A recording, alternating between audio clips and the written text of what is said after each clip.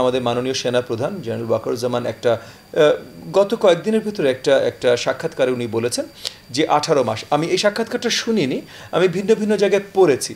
তো দুই একটা জায়গায় পড়েছি যে উনি বলেছেন 18 মাস, দুই একটা জায়গায় আমি পড়েছি উনি বলেছেন সংস্কার শেষ হবার পর 18 মাস।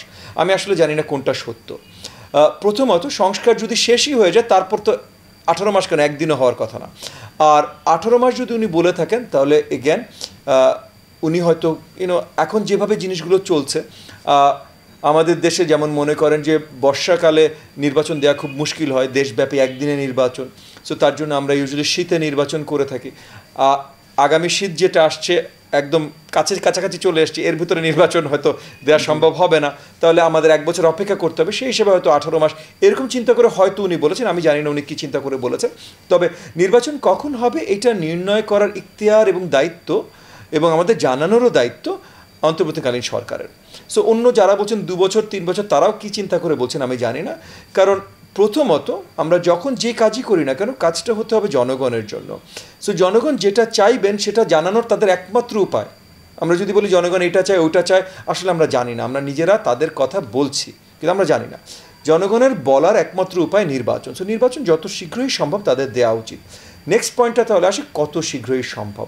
এই জায়গাটাতে আমরা এই যে সংস্কার এবং কত সময় লাগবে সংস্কার, এটা নিয়ে একটা আলোচনায় আসতে পারি। তো অনেক বড় দাগে বেশ কিছু সংস্কার আছে যেটা ব্যতীত আমরা একটা ভালো নির্বাচন দিতে সক্ষম হব না। যেমন মনে করেন এখন আইনশৃঙ্খলা বাহিনীর যে অবস্থান, এখান থেকে যদি আমরা তাদেরকে বেরিয়ে না আনতে পারি, মানে আইনশৃঙ্খলা একটা ভালো অবস্থায় না আনতে পারি, তাহলে পুরো দেশব্যাপী নির্বাচন দেওয়া সম্ভব না। আইনশৃঙ্খলা বাহিনী এখন যেভাবে আছে সেটা আমরা অলরেডি 2 মাস অতিবাহিত হয়ে গেছে এই অন্তর্বর্তীকালীন সরকারের, আমরা এখনও বড়ভাবে পদক্ষেপ নিতে দেখছি না। আমি ওনাদেরকে দোষারোপ করছি না, ওনাদের উপরে অনেক বড় চাপ। সো কোনো কিছু হয়তো ওনারা সহজে পারবেন না, কিন্তু যেটা বাস্তবতা একই সাথে যে 2 মাসে আমরা বড় কোনো চেঞ্জেস দেখিনি। তো 2 মাসে যদি চেঞ্জ না দেখি তাহলে আমার ফার্স্ট অ্যান্ড ফরমোস্ট বিশ্বাস যে ওনাদের এফিসিয়েন্সি বাড়াতে হবে, যে জায়গায় হয়তো আমরা সহযোগিতা করতে পারি। কিন্তু এই যে পুলিশ প্রশাসনে ঠিক করতে হবে, নির্বাচন কমিশন ঠিক করতে হবে, নির্বাচন কমিশনের সাথে আপনার এই যে নির্বাচন ব্যবস্থা, এই যে যেমন মনে করেন একটা নির্বাচনের জন্য 40,000-এর উপরে পোলিং সেন্টার, এই 40,000-এর উপরে পোলিং সেন্টারে পার সেন্টার অনেকগুলো করে পোলিং বুথ।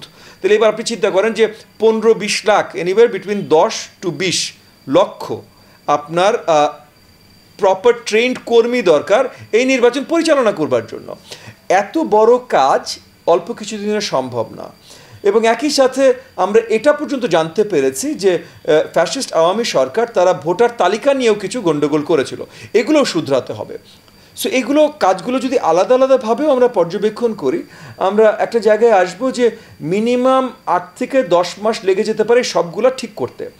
এটা যৌক্তিক সময় কিনা এটা পরের আলোচনা, কারণ যৌক্তিক সময় নিয়ে যেতে অনেক আলোচনা, এটা যৌক্তিক সময় কিনা এটা পরের আলোচনা, কারণ 8 থেকে 10 মাস এগুলো ঠিক করতেই চলে যাবে। প্রবলেমটা হলো যে আমরা এখনো ঠিক করা শুরু করিনি, 2 মাস চলে গেছে। তাহলে 2 মাস যদি নর্মালি ফুল স্পিডে ঠিক করতে গেলে 8 থেকে 10 মাস লাগে, এবং আমরা কিছু না করে 2 মাস চলে গেছে, তাহলে তো কিছু না করে আরও 2 বছর কি 20 বছরও চলে যেতে পারে। সো এবং যদি আমরা কাজটা সঠিকভাবে শুরু করি তারপর হতেই পারে যে 8 থেকে 10 মাস আরও কম 6 মাসে হয়ে যাবে, বা এমনও হতে পারে না ভাই 8 থেকে 10 মাস আমরা কম মনে করেছিলাম, এটা 16 মাস 18 মাস 22 মাসের নিচে হবেই না, তখন ততখানি সময় এখানে দিতে হবে। সো এক্স্যাক্ট সময়টা আসলে পরের বিষয়। কি করছি, কিভাবে করব এবং করাটা কত তাড়াতাড়ি শুরু করছি, এগুলো মুখ্য বিষয়। এই জায়গাগুলোতে আমার মনে হয় আমরা একটু পিছিয়ে যাচ্ছি।